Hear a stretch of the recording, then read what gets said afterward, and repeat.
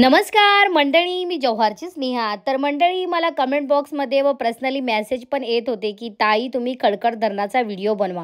तर मंडळी, कमेंट्स आणि मेसेजचा मान राखत मी आज आले खडखड धरण बघायला।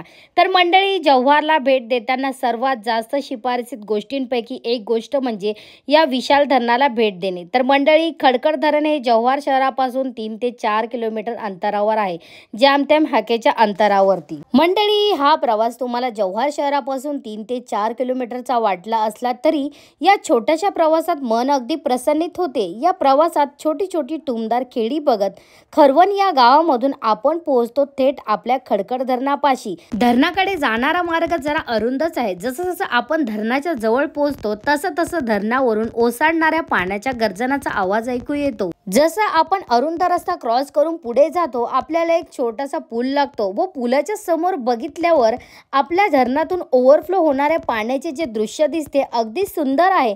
नंतर आपण थोडं धरणाच्या वरच्या बाजूला चढल्यावरती अथांग जलाशय नजरेत पडते आणि समोरच हिरवेगार शालू पांघरलेले डोंगर बघून मन अगदी शांत होते।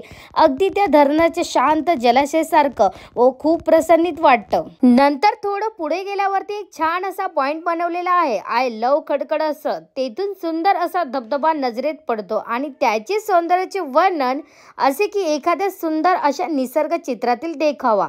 तेथील दृश्य बघून आपण एकदम मंत्रमुग्ध होऊन जातो। तर मंडळी, तुम्ही कधी जव्हारला आला तर आपल्या खडखड धरणाला तुम्ही नक्की भेट द्या आणि व्हिडिओ आवडला असेल तर आपला व्हिडिओ भरपूर शेअर करा आणि फॉलो करा।